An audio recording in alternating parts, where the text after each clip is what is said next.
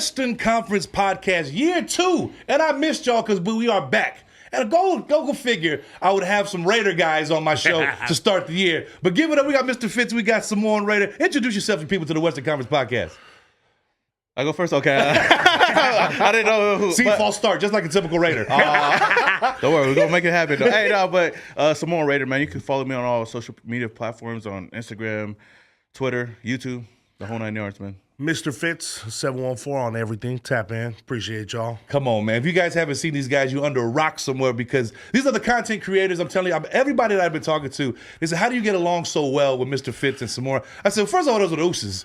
At the end of the day, you got to put it to the side, along with Fitz as well. All my Raider fans, they already know that there's like a mean, it's like Bloods and Crips between the Niners and the Raiders. But like the content that you guys created, how did that all start? Because you guys know on the Western Conference Podcast, we try to get to like how everything started. So we'll start with you, Fitz. How did because I started seeing your videos before I even knew you. Yeah. And I was like, okay, when I see this motherfucker, I'm about because it was you made him that mad. But how that even come about to even you start doing content? Well, honestly, I started. It was 2021. I started doing dark humor. Yeah. So I didn't even start with football. Football came about a year later.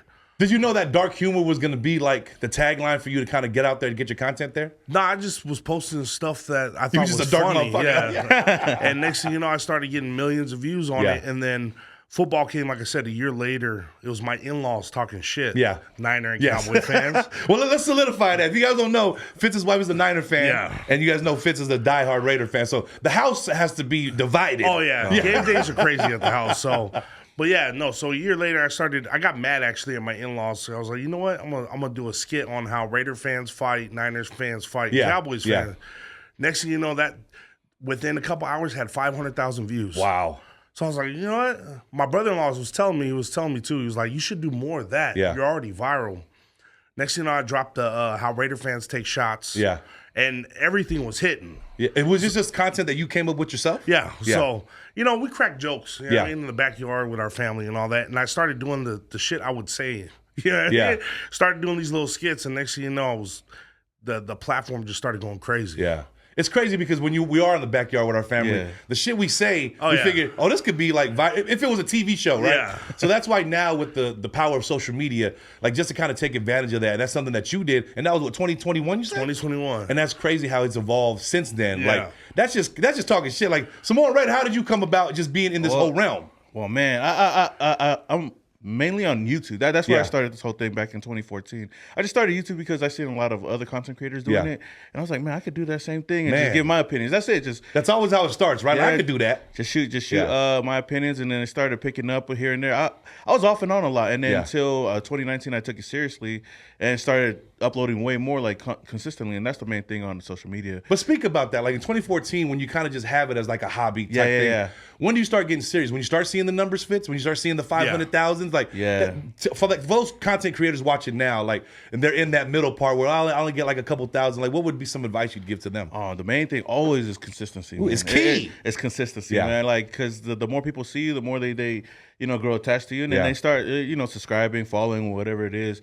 So when in 2019 I did that, and then 2020 hit, that's when I started doing even more because we couldn't go outside, and everybody was going straight to their phones, going straight to their computers or whatnot, and seeing my mug on there all the time. I grew to where I was at now, and I made a living off of just doing YouTube, which that was a say that again, Samoan. Yeah. You can make a living off doing this. Oh yeah, especially if you're consistent, man. But it takes a lot of time, man. Yeah. So doing the Raider stuff, it was fun, and then I started implementing, just trying to do more skits and stuff. Yeah. And I just do relatable content where it's like, how I feel, but I know a lot of other fans feel the same way. Yeah. And it's funny because more of my most liked or viral videos are off of like the Raiders when we lose. Because we know how that feels, Because everybody can relate to that. We can relate to how that feels, man. But speaking of even just the content and whatnot, that's how we got together. That's what I was going to ask. Is that how you guys kind of brought yourself together? He talked about the I think it was take the shots, the different fans taking shots. Yeah. And I was like, oh, dang, that's another USO. I reposted it. I was like, hey, we got to link sometime. And he was like,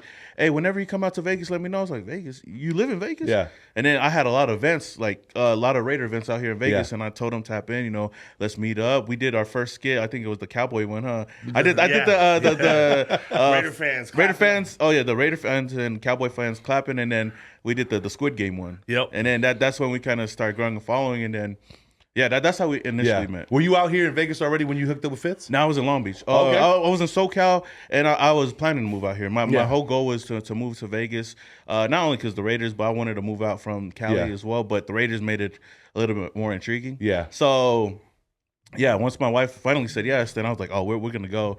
And then I had an idea to start a podcast, man. Shout out to you. Man. Hey, I mean, when you starting up, I was like, man, I always wanted to start one. And then, what do you call it?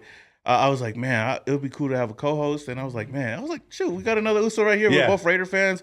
We talk shit about other teams. And I was like, it'd just be a perfect match. It's crazy because when I had moved out here, I had got put on to you guys. And it was like, hey, you see the USO'S they be making for the night? I said, if I see them, and then I started seeing your content. And then we kind of, we had somewhere we met at a Walmart. Or by my house. Yeah, by Fitz's house. And I was like, oh, that's the USO'S that does a thing. And I was like, USO'S. I said, stop talking shit about that. So we kind of like linked up. And then I kind of came on you guys' podcast at the time. And just kind of seeing where content has taken our careers. Like, I always try to tell the viewers, like, it started from the beginning. Like, we all been raised in certain homes, especially Polynesian homes. Like, take us back to the early years of Fitz. Like, how did it all start to come about for you? Because we all have that rough life too. So tell them that's what I want people to know, so they can kind of like relate to you as far as coming up for this content. Well, I grew up with no father. You know what I mean? My mom worked hard. She worked 2, at sometimes 3 jobs. Yeah. I was a troublemaker. Yeah. So, I ended up getting popped when I was 13, and I did 4 years as a juvenile. So, I mean, I grew up, in the streets, honestly. I was doing dumb shit, kicking it with the homies.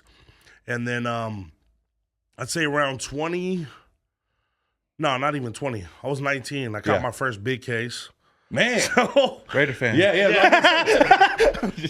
Your Raider fan credibility is good. I was in and out the system, and up until about 26, I decided, around 26 to get my life together. So since then, it's a big shout out to my wife. Yeah. She was the one that helped me with the whole change. Yeah. So, ever since then, I've been good. You know what I mean? I finally got off parole. Yeah. I've been doing the content, and everything's been sweet and peachy since then. And I asked you that to say this because there's a lot of kids out there going through what we went through as kids. Yeah. But they're in the eyes of social media.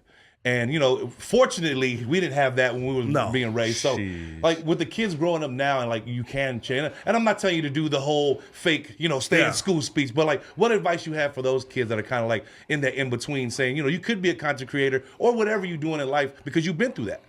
My advice, I mean, listen to your elders. I wish I would have listened to people when I was younger, you know what I mean? You know what made us not listen when they slapped us? We're like, we ain't listening no more. Every time we got the belt, how does that make me listen more?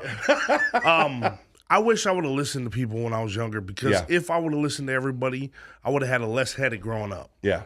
So that would be my advice. Listen, the ones that love you and are telling you what to do. That's dope. You know what I mean? They're telling you for a reason. Yeah. So listen. Come on, listen to your elders. And not even just elders. Like me and George were talking about it. Just listening in general, I think, because we always think we know it all, right? Yeah, I think this society with YouTube and everything that's around them, they think they know it all. Yeah. And I think you don't know a lot of stuff. You don't know the struggle. And that's why I do things like this. That's why we use this platform to kind of, there was a struggle before, there was success. We're not saying we're millionaires or billionaires, but before all that, we had those, tough times and trials and tribulations. Like, that takes us over to you, TJ. Well, tell us about your upbringing. He's like, well, I was raised in suburban area. I was raised with 2 parents. I'm just joking. I mean, I grew up like any other Samoan. Obviously, like I said, no jokes. I did have both my parents, so it was it's a blessing looking at it now, you know, because I know a lot of people that didn't really grow up with both. A group in church, was forced sometimes to go to church. But out of Long Beach stuff, right? Out of Long Beach. Come on, man. Out of Long Beach, man. LBC. You already know, man. I miss that place sometimes, man. But, I grew up, church, everything was kind of regular and whatnot. Like, I always, my dad always had, like, a camera and stuff like that just to record, like, home videos and stuff like that. Well, we'll talk about the big camcorder ones then, the one that's on your shoulder. Yeah, and then you got the tape, you got to rewind it and everything. Yeah. So he used to record us, like just playing around, like the kids and stuff like that. And I think that's where the whole camera thing got into. Where I started liking doing it. Because my dad used to do that all the time. Like, just go places. He would just do his own, like, narration. Yeah. With some more music in the back, turning it up and turning it back. And I was like... 19... Exactly. Like this. It's 1996, White Sunday at Nazarene. But he would do that all the time. And then, I think when cameras started coming around, I started wanting to do a little bit more of that. And I the reason why I learned all this like editing and stuff was because of church. Yeah, I did like the they had you editing the church videos. Yeah, well, we had like you know, like during offering time, man, we would have a like an update video on what's going on for the week, and that's where I kind of got into it and whatnot. And then from there, that was around like 2014. That's why I was like, man, I'm already editing. I could talk about the Raiders. I never knew it would lead to where it is right now, but man, I'm telling you, like editing is a goal. Me and G were just talking about this as well. Like editing and those behind the scene things are like what makes the content creator. Because we'll get to the Super Bowl media row, but I'm talking about when Samoan Raider had his camera, like we would have been stuck if we didn't have that camera. So that just kind of goes to show like little things like that growing up, knowing your way around the editing tools and stuff like that, like where it helped you in your career now, make it flourish. Yeah, and one thing in that space that I've learned is there's always room to grow, you know, and learn. Man, say that again, TJ. Because I do a lot of content. A lot of people might think like, oh, Dan, he knows. But there's still a lot of things that I don't know, you know, that I want to learn. And most of the things I have learned was off of YouTube. Yeah. So like if you YouTube University. Oh, you already know, man. Still in class. LBCC. No, just joking. No, but yeah, most of the things you learn, like if you want to do it, if you want to get into that space, even content creating, it's just learning or even just shooting your own content. Now we got phones where you can shoot your own content from from your home, you know. Now I'm knowing that I have to upgrade my phone because I'm on iPhone 11. So if you get to the 15, it looks a little bit better when you got to shoot. Because I had some stuff from like the rugby game. I was like, this don't look like it. And then my son's phone, I'm like, oh, it sure look better because he still got an old phone. So it's always technology. You got to keep up with it. But going back to like the way of our upbringing was where, you know, hard work was everything. You know, whether we were in trouble, we always was taught, you know, hard work is going to pay off. So it kind of takes me back to where we're at now where like me, it took for me to quit my 9 to 5. A lot of kids watch, oh, well, how do you kind of have your job and do that too? It's like, I don't have a job. And I think in the years building up to it, I used my 9 to 5 to kind of fund my 5 to 9, if that makes sense. I said it before. And it's just kind of like where these kids are thinking, okay, I don't have to work, I can just make content. You still kind of got to have that job to kind of fund what you guys are doing. Like, what was something for you guys to say, okay, I could probably take this serious as a content creator, but I need that 9 to 5 to kind of like pay the bills and everything. Fitz, we'll start with you. I mean, I'm in sales. Yeah. So I sell solar. Till this day, I still, I sell solar, I sell roofs, AC units, and I also subcontract security gigs. Yeah. So for me, with that type of gig, you know what I mean? I can do the content full time. Yeah. On top of that, I can get sales from doing the content. So, come on. Yeah, that's how I get away with it. You know how that was? Because he's trying to sell me solar. I was like, hey, I try to sell everybody, bro. Hey, after every podcast, like, do you have solar at your home? I ask every NFL player afterwards. Oh, look at this guy again. He's let's take a picture. Do you have solar? Do you own your home? I always ask that. Do you own your home? Every time we go to Costco, there's a solar guy at Costco. And he was like, hey, do you want solar? I said, no, I know Fitz. Excuse me? So by now, every time he asked me, he was like, oh, Fitz, all right, yeah, go ahead. Well, what about you, TJ? What would it take for you to kind of like fund your dream? Well, I always did both. Like, but then up until 2020, like I told myself when I make as much as I did at the warehouse I was working, I'll quit. And then it made it a little bit easier because in 2020, like a lot of people didn't want to work. You know, everybody wanted to do something. You know, so once that number lined up with what I was making, I was like, oh, I'll quit. And then that's what I've been doing. I moved out here, was just gonna do the content as well. And one of my USO'S asked me if I wanted to be a ramper. Yeah, not the ramp. We can talk about the ramp all day. We'll get to that too. But no, he asked me if I wanted to work with, you know, on the ramp at Southwest, and I was like, you know what, the free flights don't hurt. But man, that place, man, I love that job because I get a lot of time to edit over there because there's a lot of downtime. So it's waiting in between flights. And it's like it's not like work, you know. I get to go over there. All the podcasts I shoot, go over there, edit. So it just goes hand in hand because I told myself I'll never do a 9 to 5 or a warehouse job, but that seems a little bit different. Plus, you know, getting to fly anywhere I want to, it's a big benefit. And then it's funny because I didn't know that ramp. Well, I didn't know there was a stigma on ramp pages until well, there is. I didn't know that, but I can see it now. But I seen your video that you posted of Drewski. That mug had me dying when I was like, oh, I know a couple ramp agents. There's a lot of ramp workers watching right now. They're like, don't go too far into it. Don't go too far into it. Because when I put that up, everyone was hitting my DMs. I was like, ooh, can you take that video down? My wife got hella mad. I was like, oh, love in Southwest. But like I said, it goes back to what I'm saying. For the kids watching, we're not saying by any means to quit your 9 to 5. Yeah. We're just saying that have a goal in mind, because, you know, when you do want to do things outside of your work, you do kind of need, like I worked at the ramp at SFO in San Francisco. Like I did those jobs to kind of like get up to where I'm at now, where, yeah, you kind of have to have a goal and say, okay, if I could make this, you know, what I was making at the warehouse doing content, then we could do it. Because I think what kids don't know nowadays is there's so many content programs, like, you know, with the TikTok, they're making money. They're making money off Snapchats, YouTube, where you can monetize your content. Yeah. And I think a lot of these kids right now are like, how do we monetize it? Like, what's something that you, Samoan Raider, kind of said, okay, we can monetize this, and how did you go about finding out about that? Was it YouTube University as well? Yeah, well, YouTube was the first way I got monetized, and I didn't even know about it because I remember there was something on there was like, hey, monetize your content. Yeah, I did once I hit the goals that I needed to, but back in the days it was much easier than it is now. Yeah. So when I did, I think I made my first $200, and I was like, oh dang, it's crazy. Yeah, so like, dang, like it's like, wait, we can make money off this just off of talking, like So and it's funny because my wife, like, I remember I told her about me doing YouTube, and she was like, cool. And I remember I told her about the name that I chose. She's like, damn, that's kind of corny. Yeah, I'm stuck with it now, you know, like I'm stuck with a Samoan Raider now. I just thought it was cool at the time, but then she's like, okay, that's what's up. I'm not gonna lie, I was like, you know Samoan Raider? I was like, why the hell would I know someone named Samoan Raider? And then I met a lot of those. Is cool. And it's funny, people to this day is like, what are you? I'm like, Samoan? Yeah. Yeah, you know, but it's funny because my wife started to see those checks come in, and she took it seriously. Like, I could make money doing this, man, but it's gonna take checks though, to make them realize, because you know, whether your partner, they're gonna be like, hey, you sure that YouTube thing is cute? Until you start saying, well, we got this check, go and pay the cable bill with that. Like, okay, keep doing this. Yeah. So that, and one thing I guess I'll tell people is, like, you know, like you said, there's a lot of avenues to get paid, whether it's TikTok, Instagram, YouTube. If you're trying to make it something, like you said, it's always good to have that side thing. Unless you're living with your parents and you're good, don't just quit your job and just do it. Absolutely, you gotta you gotta build that until you get to that point, because that's where I was at.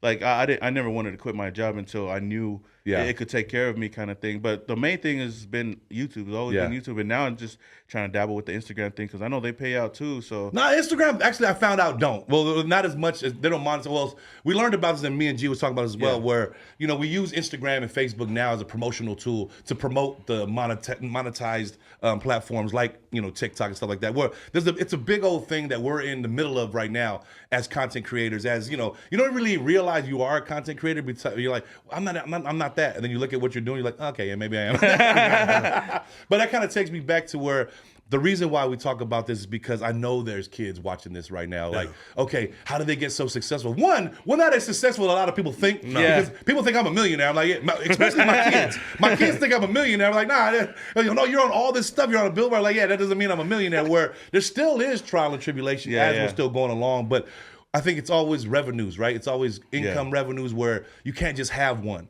And that's one thing, we're not deterring our youth to kind of say, oh, we quit your job and go be a content creator. Like, that's not going to work. Because I think we kind of watched that during Jackass, when Jackass was like, how these guys getting paid to be jackasses? Right? We're not saying to do that, but kind of like have a plan. And I always say kind of have different streams of revenue, anything you can do, where if you can sell solo, if you can be a salesman, like, there's always ways to make money. And I think my message to the kids out there is to kind of always know that, because there is so many things that we could be into, and you can have fun doing it, because that transitions to what we're talking about now, about building your brand. Like, now that you guys have we got to talk about Ninth Island. Like, Ninth Island is something that you guys are starting to brand with your brand that you guys have currently. So tell us more how that even came about.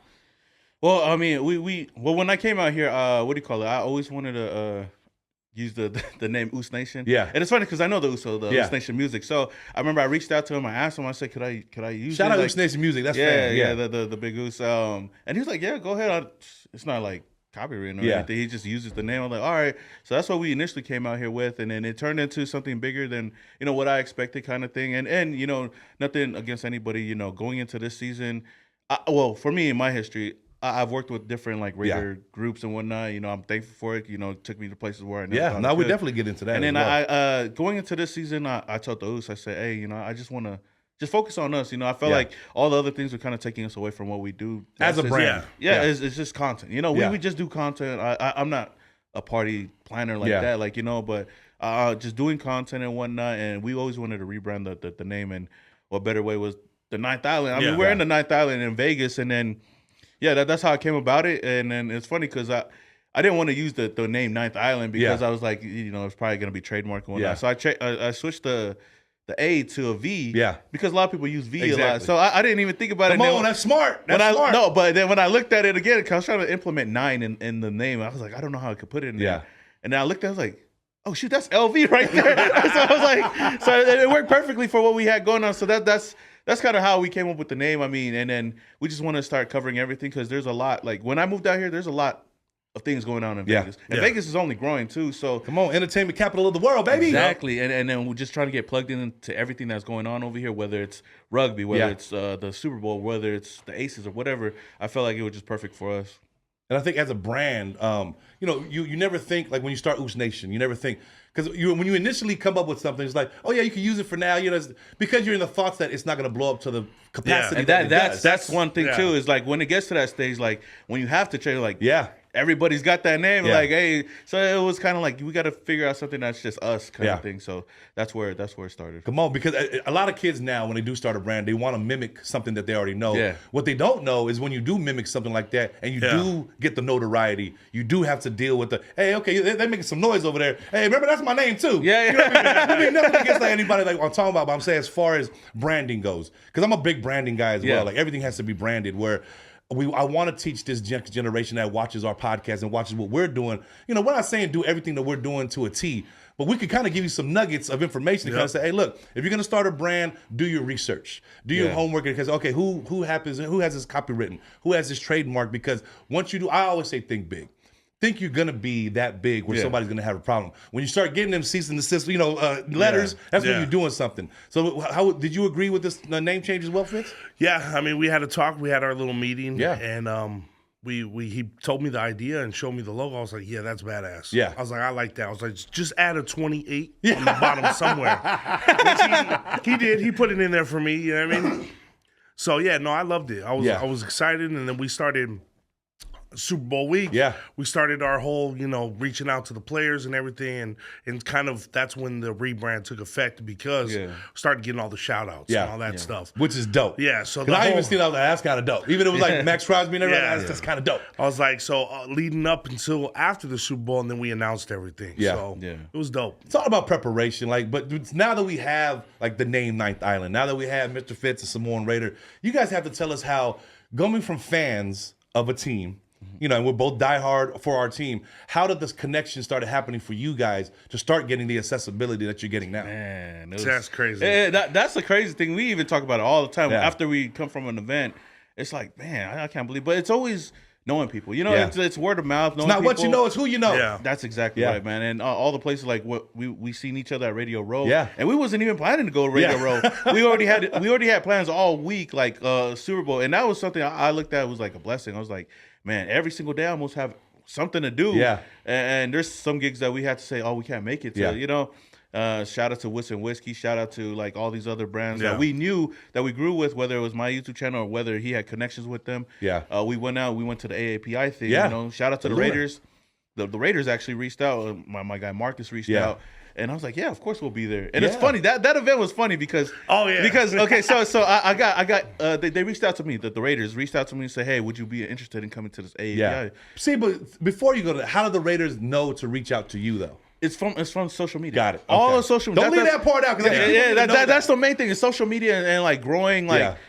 Seeing my face more, like it's more recognizable now, and then for the Raiders, because I know some of the people in there, and it's surprising to hear that some of them seen some of my content. And you're making connections as a fan, which is crazy. So, so they knew of me, and I know the guy that runs some of the things. That's dope. He reached out and said, "I got you in the +1." I was like, okay.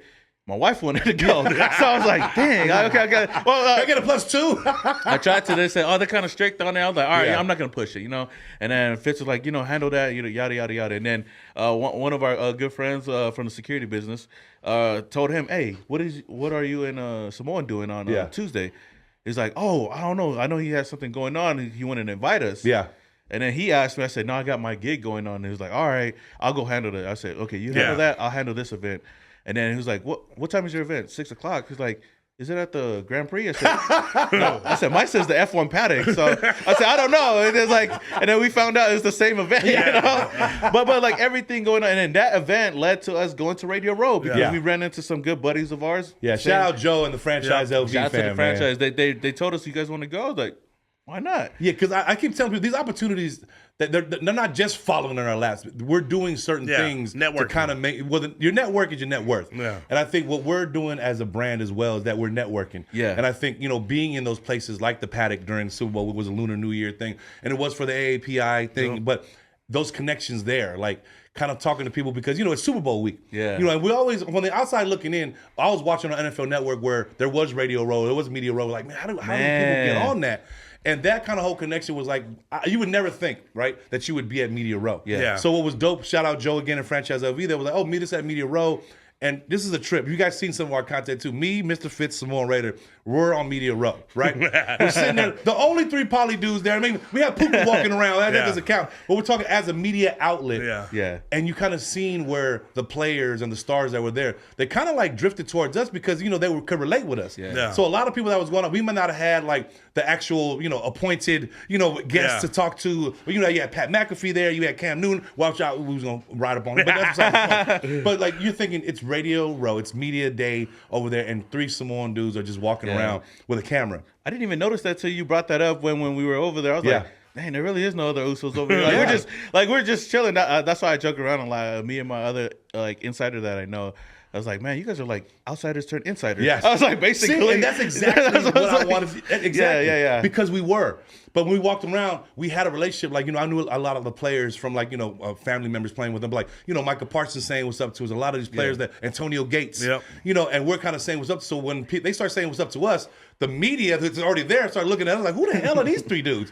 And that's what it was dope because, which was unfortunate that there wasn't no Polynesian media outlets out there. And like, it's not like we like go there purposely to say, hey, we're the Samoan guys, we're just fans kind of like put in that position where, and then the content you were getting with your camera, like speaking to Chuck Liddell and speaking to Rampage and all these people, like, then you start saying, okay, we could do this. Like by the end of leaving Media Row, I think us 3 kind of sat down, was like, we can have our own booth. Yeah. Oh, man. Because we had that reach. Because it didn't, like, at first, it doesn't seem like it's reachable. Yeah. Until you're there.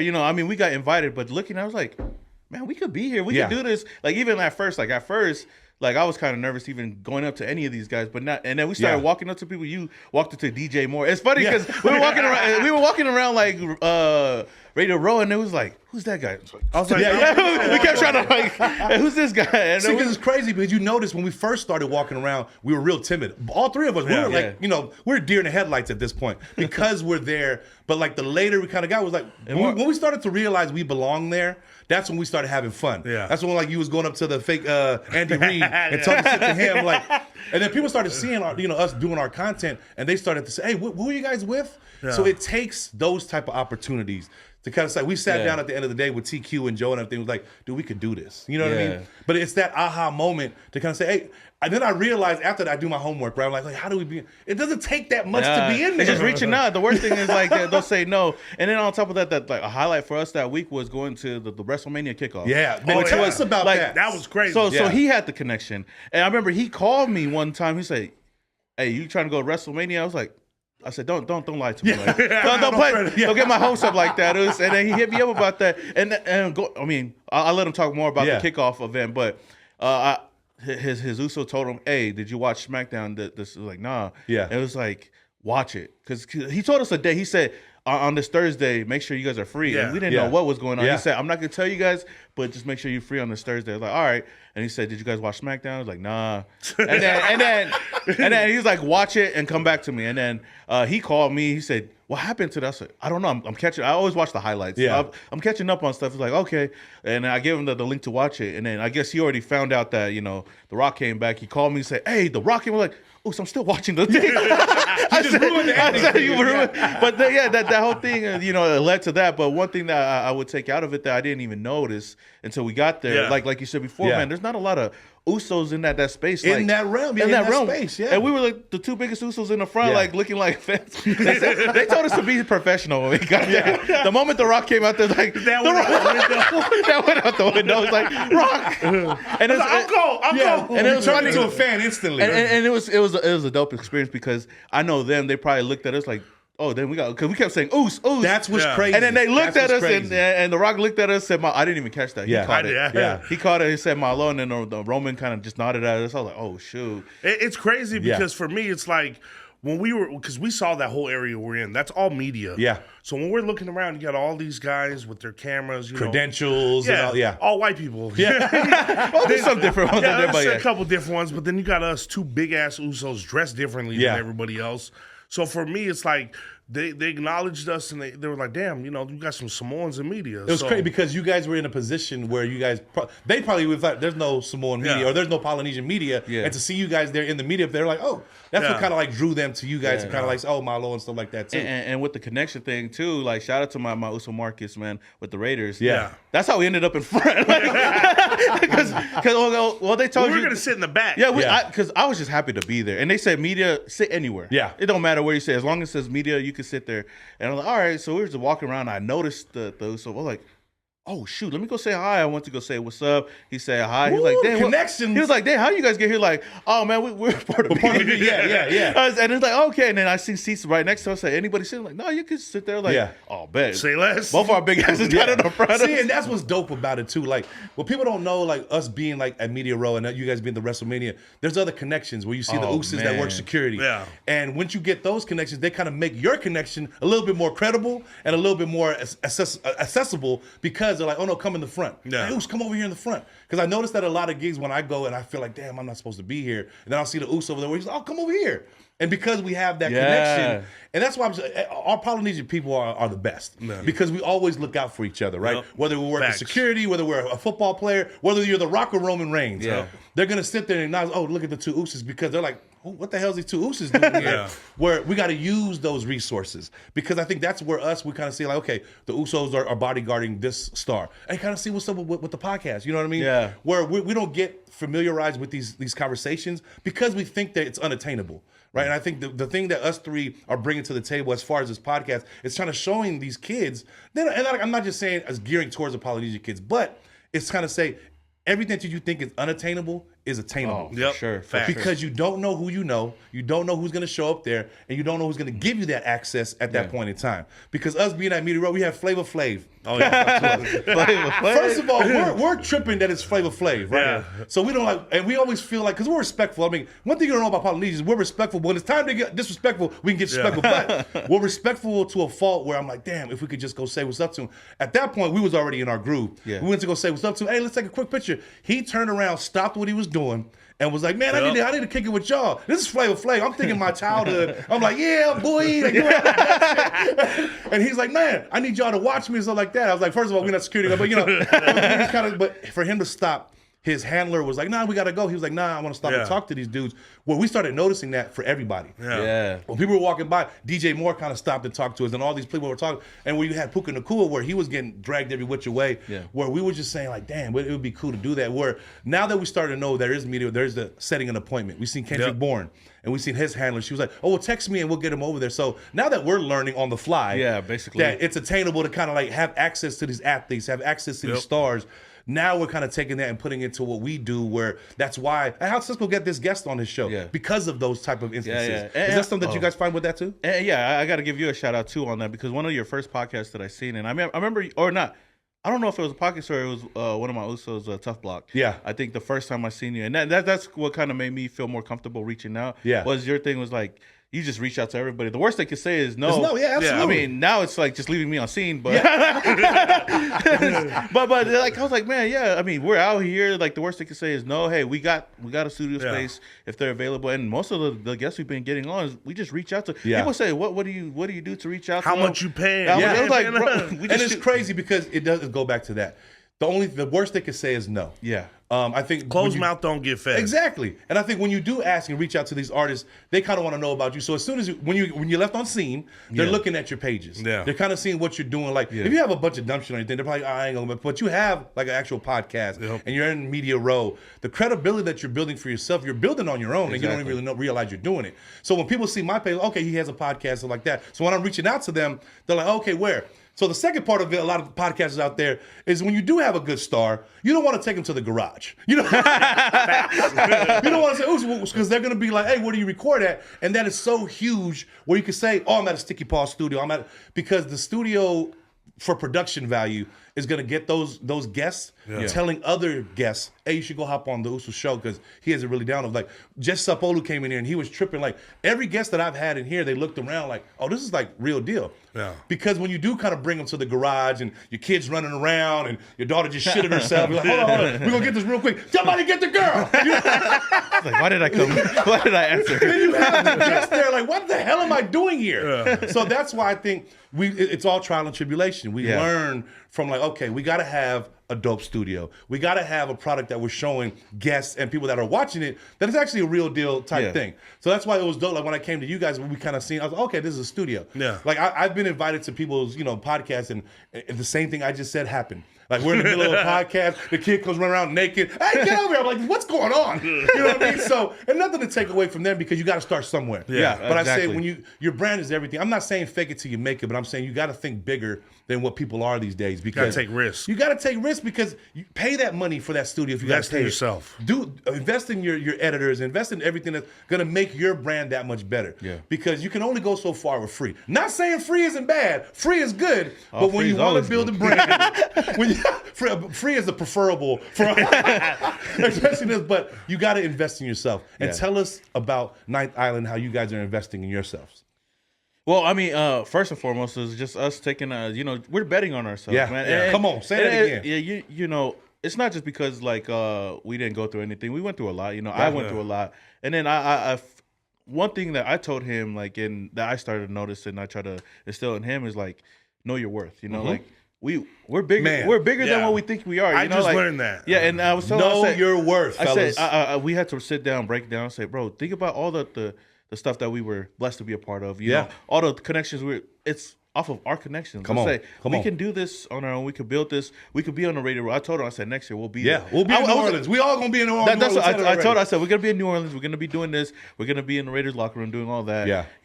And now getting to sit down with these people, learning the people, like the players. Yeah. These are just, I used to be the first podcast that we had with the player. I was nervous. Yeah. Because I was like, man, I can't believe he's in my presence. Because you're a fan still. Yeah. You know and then once that kind of gets off of you, it's like this is just another person. He's just sitting down and talking with you. You just gotta make this guy feel more comfortable. And that's key. And key. And that was one thing that I took into. I was like telling him after last year, I said, man, we're bigger. We're a bigger deal. Not to toot our own horns, but we're a bigger deal than we think we are. Absolutely. And a lot of people are gonna come to us because of us, because of what we got going on, and that's where the whole Ninth Island started. And then Super Bowl week was kind of like our first crazy ass week. And I was looking at it. I was telling him, bro, look at everything. Yeah, this is us. Like we're blessed to know these people. We're blessed to have these connections. So after that, I was like, we could be there. We could be at Radio Row next year. And like I said, it was funny that we got to Radio Row because we weren't even planning to go. We were saying next year. I said next year we'll be there. And that's the stigma. It's always, we'll try next year, right? Yeah. And I think a lot of these kids, I mean, growing up, you always think, okay, let's not do it this year because you're afraid to take that risk. Yeah. And I think us taking risks are trying to teach other people, like, I'm the same way still to this day with whatever success people say that I have. I still like, okay, because I don't find myself as being up there with these people. Yeah. I started realizing that when I started to have the caliber of guests, and I get nervous all the time too, but I'm like, I got to talk to him like I could be on TV. You know what I mean? Yeah. So I had to psych myself out to kind of say, okay, I got Jesse Sapolu was Super Bowl champion, so big fan and everything he's doing. So, but I got to sit here and talk to him and not fangirl out. Tell him who funk like everybody you guys talk to. We got to sit there. At the end of the day, you realize they're just like us. Yeah. You know what I mean? Especially when Jesse talks about, he's big fan of everything we do, and like Talano's, Once you realize that we're all on the same playing field, that's what kind of brings your confidence level to say, okay, I can do this.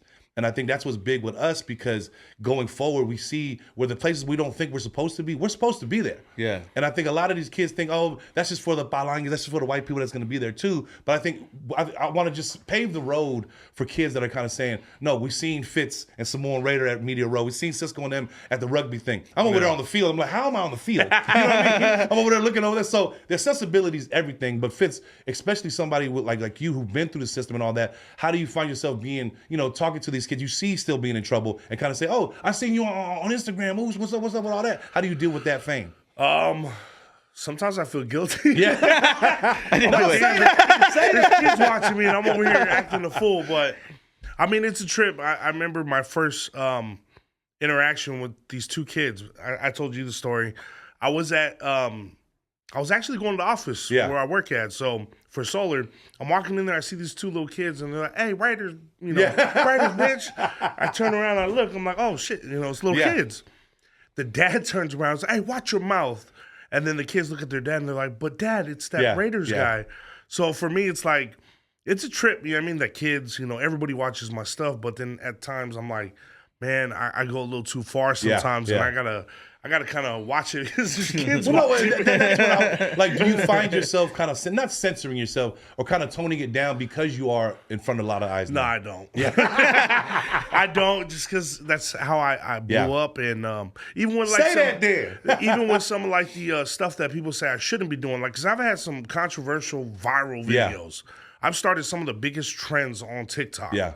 So like, I don't know if you guys seen the viral one I had of the deaf kid trying to tell the class. Yes, I did. That one went super, but to me that's hilarious. So I'm not gonna change what I think is funny, who I am.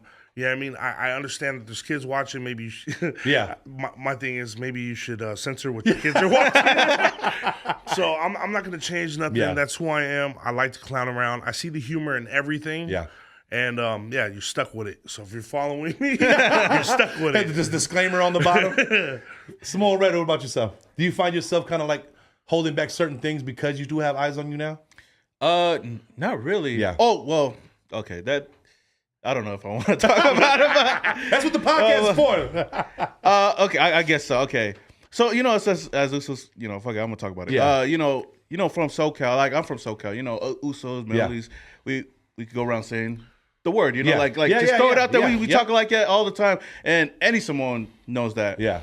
It wasn't until I started doing like YouTube videos. I used to say it a little bit more in the beginning, and then I remember people would be like, "Oh, damn, like you said I don't mess with that." Yeah. I used to get mad at it. Yeah. Because I told my wife, I was like, "Bro, like they don't know where I grew up at. Like, you didn't know how I was raised. Well, that's the thing. They don't know your background. They don't know. But then my wife was telling me, which kind of put everything into perspective, was like, you got to think about it. Not everybody's from SoCal. Yeah. Not everybody. If you're gonna reach a broader audience, like you gotta understand like where they're coming from. And then that's where I started kind of leaning off of it, and I was like, okay, I understand. That's probably the only thing that I kind of step back from, which I started to do pretty well. Yeah. And that's one reason why I don't go live, especially playing like video games, because I was like, it'd be flowing around, but it's not any disrespect. It's just more of like that's what we grew up with. And that's the thing, because I think you have to be aware of certain things, because like I said, we could give a shit what anybody thinks, but when you are in that public eye, like I notice myself too, I kind of like hold back, but it's like in reality, we could be doing a lot more, saying a lot more,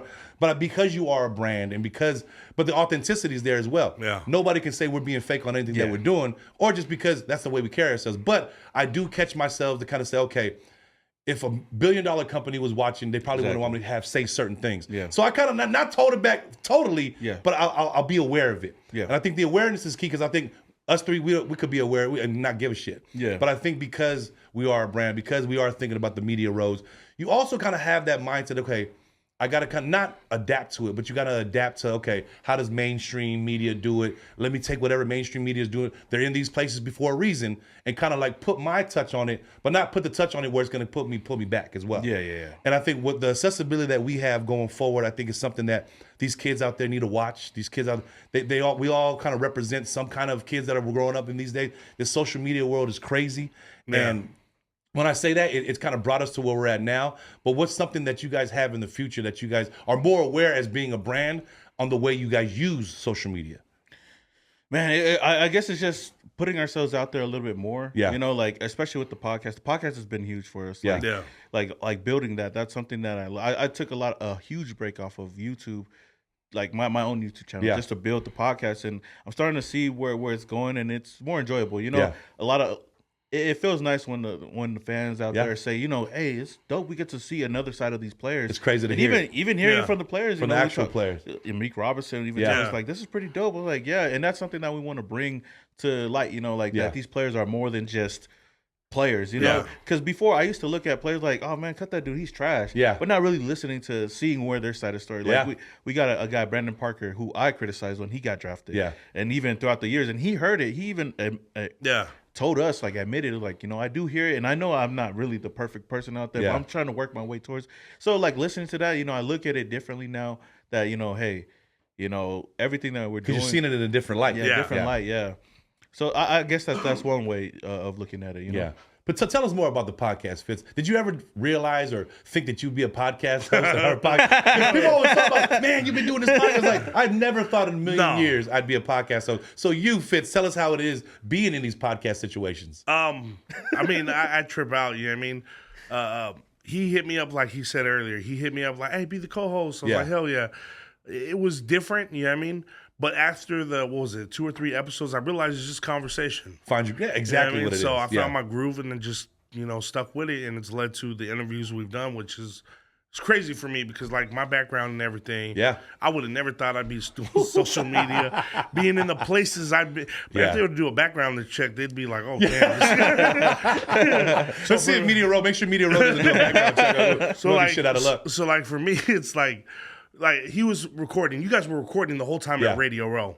Me, I didn't really record nothing. I was taking it in. I was really absorbing everything. You know, really, for me, like I said, where I come from, what I've been through, all the crazy shit, I was just soaking it in. Like, damn, look where I'm at now. Yeah, exactly. Yeah, absolutely. So to be in a room like this with all these types of people, like, I've come a long way. Yeah. So I was just soaking it up that whole week. Yeah.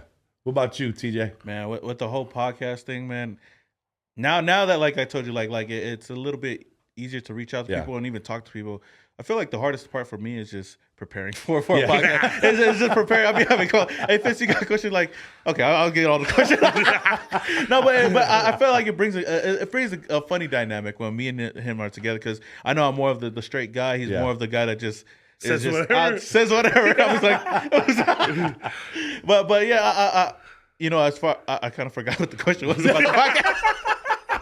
But as far as what we got going on and like where I know where this, like, to me, I tell him too, and I feel like everything that we have done, we just speak it into existence. You know, like I tell myself, like, numerology. You know, I take after a lot of like other podcasts that I watch. You know, yours being one. I watch a lot of Logan Paul, and I be telling myself, like, you know, I want to get to that place where we, like, these people, these players notice us from the podcast, you know, and we're starting to build that with these players, which is great. And you know, I told them we could take advantage of just being out here in Vegas. We live here. It's easy to have them on here. And then when we go to these games, we go to these training camps. Like, we went to the training camp last year, and I was surprised that Max even knew who I was. And then that's how we started talking a little bit more. It was like, he came, was like, man, I love you guys' content. I was like, oh, damn. Max Crosby. Yeah. So ever since then, you know, him, the other players, and then it just made it. It made, you know, solidified everything that we got going on just to continue to do what we're doing. So I know the, you know, the money's not all there, but more of just building it. Oh, it's coming. No, that's what I said. It's going to come, and it's going to pay off. We just got to stick to it, and consistency. That's the main thing, is just staying consistent with it. Because I'm glad you said that. Like, I mean, people think it's like, oh, we're getting all this money, right? It's like, we're really not. We're really in a lot of these places for free and on accident. And we're not getting paid to be there. When they see us in the win club, they was like, damn, man, how do you get there, man? Yo, Rich. I just paid for it all the time. So, I mean, when I'm in like a suite or something at the game, like, man, you're always in the suite. I'm like, you don't know how I got here. Like, bro, I paid for it. So that's what it takes us back to where it's like, and I say it to you guys as well, where we're not focused on the money, because we know that it's going to come. And I always tell people, when you're doing something like that, don't already automatically, oh, that's going to make me rich. I think the more authentic you are and the more real you are with yourself and in your brand, it's kind of saying, look, the sponsors will come, the money will come. But as long as I keep doing what I love, and I think I can speak for all three of us, where we do love what we do. Yeah. And I think because we love what we do, people see that through our content. People see that through our podcast, and where we can learn to talk to somebody like a normal conversation. Because I do my research too. I watch the Logan Pauls, and I watch the Joe Rogans, and I watch everybody's Gridiron Junkie. Shout out my boy George. But you watch those, and to a point where like, okay, it's just conversation that we're already having without having the mics and the cameras on. Exactly. And those conversations nowadays, fortunately, people are paying for that type of conversation. People are paying for the knowledge that you have of certain things. People are paying for certain accessibility things that you have for certain things, where I got to look at it as a brand, because my brand could probably be in a spot that this other brand can't be in. So you got to pay for that. So once you start, we go back to knowing your worth. Once you start knowing the worth of your brand, knowing the worth of what you bring to the table, we bring the table. You know what I mean? We got to have that mentality going forward, because if we don't have the mentality, we are going to be in the last row. We are going to be on the top looking down at the media. Oh, I wish we could be there. And I'm just kind of opening it up to tell everyone that's watching is that it's attainable. Like I can't stress that enough, because we're in these spots where a lot of these kids can't be. And I'm in these like sidelines and all this stuff. And the players noticing is because we're building our brand. And I think this, the reason why I wanted to have you guys on as well, is because you guys are building your brand. And something with this new 50 episodes for this year was kind of having those, where those people that might not have been familiar with you guys now get familiar. Because I think cross promotion is key. Whether it is a Raider Niner thing, whether it is a Blood Crip thing, you want to cross promote, because I think in the end there's enough for everybody to eat. And I think that's the stigma that people have, where it's like, if I go, I'm hook them up too much, where they're gonna get more than me. It's like, get out of that mindset, because if you help everybody, it's gonna come back to you tenfold. Oh yeah, karma. I'm a big believer on that. So I do got to give you a shout out on that too, because when we had you on our podcast, we were able to lock in now our USO'S, Brad Tavares. Oh man, shout out Brad. That's one of our USO'S now. But like you said, man, like just seeing it from, like just collabing with other people, you don't know the eyes that see you, and then the people that start to recognize you guys and stuff like that. So like it is true though, like you're helping somebody else out while not even noticing. I think that's the best part of it. And we have to realize too that some of these media outlets don't have this niche market that we're in. You know what I mean? Because you see, when you say, oh, it's all white people at the media spot, okay, they're reporting back to the white world. You know what I mean? So when you do have somebody like us in there, we're reporting back. So like, whether we know it or not, we're reporting back to our demographic, to our people, stuff like that too, where those are the eyes that these corporate companies pay millions of dollars for, to just get into that realm. So that's why I say we keep doing and keep pushing what we're doing. It's going to come. You know what I mean? It may not come all right now, but it's going to come, because we're going to start getting people at Media Row saying, hey, why are these three USO'S, why are these three Polynesian guys always there? Because we are in the culture. We are the others. We are the people that are sitting there saying, okay, we could be here too. And for us to take a chance on our brand is something that we want to stress to people that's watching this, to take a chance on your brand, because building your brand is going to get you in places and doors that you never thought you could get in. And we were talking about, we got people that we was in jail, and we was over here, but now over here talking and shooting the shit, because we're on the Western Conference podcast, where we have the Ninth Island podcast, where the credibility is everything. You have these guests, you keep pounding the door. Jess Sapolo, like, okay, now he goes and says, oh, you got Jess Sapolo on there? Oh, you had this person on there? Now it's easier for them to say, oh, I'll do that. So like going forward with the Ninth Island, what's in the future with like, say, the next 5 years for Ninth Island? Well, for sure, like at least in the next year, I know for sure we're going to be in those radio locker rooms with the connections that we have. We're going to be on Radio Row. We're actually going to be at Wrestlemania doing media over there. That's dope. So, and I'm a big wrestling fan. So like all of those things, and then even taking it to another level, man. Shout out to our videographer, Mikey Visions, too, man. Shout out Mikey Visions, man. Like he's starting to roll with us to all these events. So just getting content, like I said, just putting our face out there more, and even getting those access to show people, it just makes it more credible. And, I can't wait. I don't know about 5 years from now, but I guess 5 years from now, I want to be sitting with these big dogs, with a fat pocket. Which I feel like we can, and maybe one day we'll get a Shiloh Sanders. We gotta tell the story. Tell not even. And that's how you stand out. That's how you stand out from everybody. So we're at Media Row, and it was Shador Sanders, Deion Sanders' son. He's walking by, and I think I asked Fitz. No, I asked you. No, you asked us, but I didn't know who it was. So he goes, that's Shiloh. I think SF Niner told you that. Oh, SF Niner, So SF Niner, shout out SF Niner. I said, oh, who's that? So he said, oh, that's Shiloh. Thinking So we have to stand out, right? I got it. As confident as I was, I'm like, "What's up, Shiloh?" He was like, "I'm Shador." But because I called him the wrong name, he stopped what he was doing and turned around to us. He's like, "Oh man, I'm Shador." And then me three were laughing at each other. But those are the moments. Yeah. Those are the moments that get that. Oh man, that was crazy. What's this going to do? Yeah. But he's walking around, so now he knows I'm the. So later on that day, he said, "Hey man, remember I'm Shador. I seen him, and none of us was there." But because he's gonna remember me for calling him Shiloh, when we left that imprint on what we was doing. Yeah. See, that crazy shit like that is gonna get those viral moments that we don't even know is gonna happen. Because I was so confident in it too. Shiloh! Like I know him. Everyone looked at me, I was like, Shiloh, what's up, buddy? He was like, he turned around, I'm Shador, and even the security like this. Even he got to meet Lamar Jackson. And then we're walking in Media Road, and all the people that look like somebody, we're talking about. Samoan goes, "There goes Lamar Jackson." I'm like, "Where?" And it was some dude that looked similar. His name's Ross 500. Shout out to now that I know who it is, because people are like, "That's Ross 500," and I told him, I said, "Go walk up to him and just." But that goes back to like our culture, Samoans like we like to have fun and we don't take shit seriously sometimes, and I feel like that separates a lot of the other media. That's how I look at it. Tell them for what it is. We're Samoan too, and they're not gonna say shit to us too, because the security for Shador looked at us and was like, "It's Dave Shiloh." Because easily they could have been like, real aggressive, but like I think that's like the key for us. Yeah. We get into these doors and we talk this certain shit that we can because we can. We don't throw our weight around into a negative light. Yeah. We throw it into where it's humorous, where we're playful. It's what we do. Yeah. Last word for the people out there in the Western Conference podcast. TJ, we'll start with you. Last word, what do you mean? Last word meaning, okay, so we got to start this again. My bad. The last word for the audience, for them to find you. Man. Hey, man.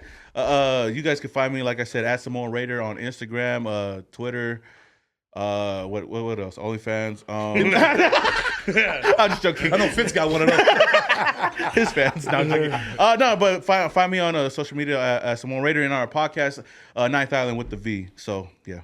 Fitz. Mr. Fitz, MRFITZ 714 on all platforms. Come on, man. Go check these brothers out now, but right now. Ninth Island Podcast, Mr. Fitz, Samoan Raider, your boy Big Body Cisco. It's good to be back. Western Conference year 2. We'll see you on the next one. Peace. Peace. Sir.